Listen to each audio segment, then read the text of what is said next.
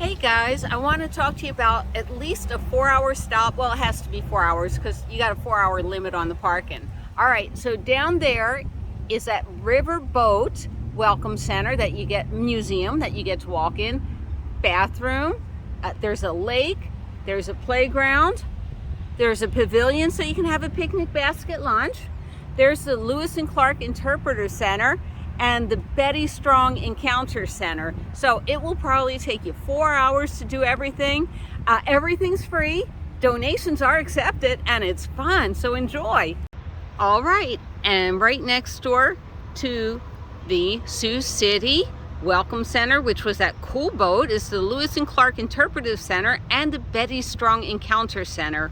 And our favorite, one place, two entrances, free admission. Lucy, what do you think about free? You think free's good? Yeah, she's ready. Parking is free too, and I found this wonderful place under this huge tree, so it should keep my van pretty cool.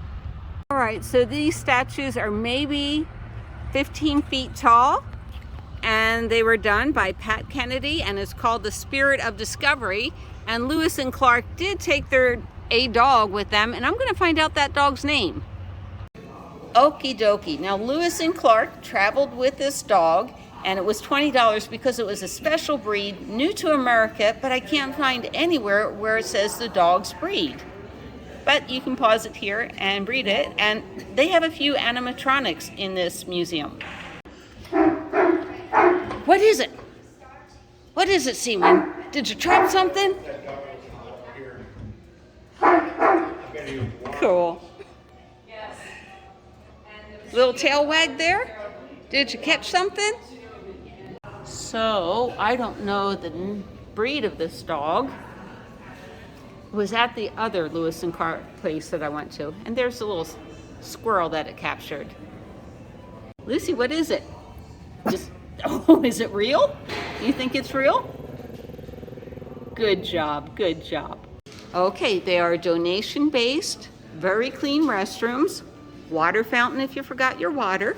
And we have the answer here. The dog is a Newfoundland dog. Okay, remember at the Welcome Center it was about Sergeant Floyd. He was the only one that they lost. They don't know why he was sick. You can read this, and I'll scroll down, and you can read that. 3 sergeants on the Lewis and Clark expedition, instructed by President Thomas Jefferson to find and map the Northwest Passage that will open our country to great prosperity. The animatronics is amazing. August 1st, 1803, I was 21 years old, a constable carrying mail between Louisville, Kentucky and Vincennes, Indiana Territory, when Captain Clark recruited me, one of the first 3 permanent members of the Corps of Discovery. Okay, I just want to say this is one of the best museums that I've been to in a long time. You are going to love it here, and it may take hours to go through. Ooh, there's a tooth key, and they didn't even have anesthesia back then. A bullet probe. Oh, that sounds good. You got a bullet in you, and they'll just tink around inside you. My gosh. So, very interesting medical display. Okay, see, I never understood this. I did not understand the Louisiana Purchase. I just thought, they bought Louisiana. Nope, this is the Louisiana Purchase. That's huge. How cool is that? Oops, and we had a deserter. Not good. So the Native Americans had a few games. There's the webbed hoop game and the wing bones. But I think with the web hoops, that's how they practice the buffalo dance. I'm not sure about that. Y'all can read. Pretty cool. We also have some beautiful murals. Isn't that beautiful? Pacific Ocean, known as the Northwest Passage. The Spanish, French, and British also want to discover that Northwest Passage. The nation that finds it first will control North America's destiny.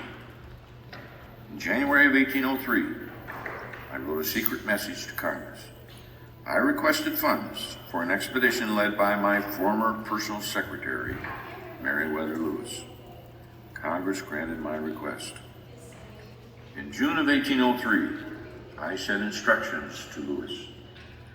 I described my hopes and his responsibilities. I included the following instructions. Find the Northwest Passage.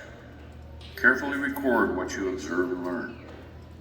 Make 2 copies of your records in case one is lost or damaged. Record longitude and latitude so that maps may be made.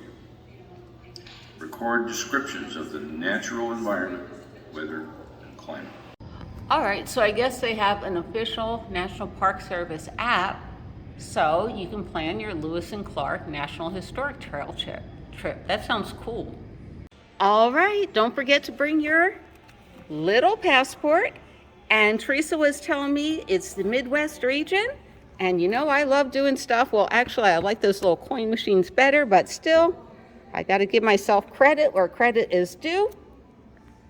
And there we go, Lewis and Clark National Trail. Thank you so much. All right, and we have a movie room, so how cool is that? All right, connected to the Lewis and Clark Interpretive Center is the Betty Strong Encounter Center. So we'll just walk on through. There are walls of stuff to read here, which is pretty cool. So I think this is pretty cool. Now this is Native American, sign of the cross. And old Hayoka told me, where your road crosses my road, this is a holy place. It is good to rest here, but you must follow your road. I must follow my road. This we must live who dream of thunder. Beautiful. All right, and here we have a cool gallery, watercolors with Jane, who is Jane Schultz. Cool, let's go take a look. Jane's artwork is indeed beautiful. She incorporates a lot of the use of negative space, I can tell. That's a very beautiful painting. It's available for $900, and it is beautiful. All right, so they have a lot of programs here, a lot of music programs. So there's their schedule, pretty cool. And if you go onto smile.amazon.com, you can make Lewis and Clark Interpretive Center your favorite charity, and a portion of the funds will go to them. So here we have the Stanley Evans Auditorium. It's very beautiful. So over at the Betty Strong Center, they have a lot of artwork all over the place, which is really nice. You can spend some time in this gallery. Beautiful pictures of what it's like here. Okay, so not only is this a beautiful picture, but I learned something today. I've heard of hoarfrost, and I never knew what it was. And what hoarfrost is, ice on ice. And it says, you know, it's going to be bone-chilling day when even the ice is frosting over. Conditions were just right for hoarfrost to blanket the ice cap on this midwinter morning. That is freezing cold. What a winter here. Actually, this really amazes me because I don't know of such things. Living in Southern California with perfect weather all year round, those are ice chunks. So let's read. North winds work. Due to flow through Gavin's Point Dam, the southeast corner of Lewis and Clark Lake features a pocket of water that stays open all winter. Strong north winds can work magic with this area, creating art with water and ice. Can you imagine Lewis and Clark and having to forge stuff like that? Yikes. All right, so there's some information about Betty Strong, and I just want you to look at this bust. I just absolutely love her face. She's absolutely gorgeous. Look at that. I mean, she just looks kind and loving, doesn't she? All right, while I'm here, I might as well get some good exterior shots of the Welcome Center. So you can, I would definitely drive. There's the steamship.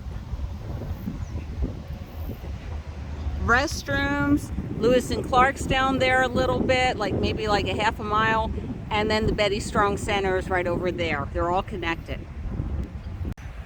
So what we're looking at here is the Sergeant Floyd Welcome Center in Sioux City, Iowa, and we're right by the Missouri River. Isn't that a beautiful ship? Paddle wheel, right?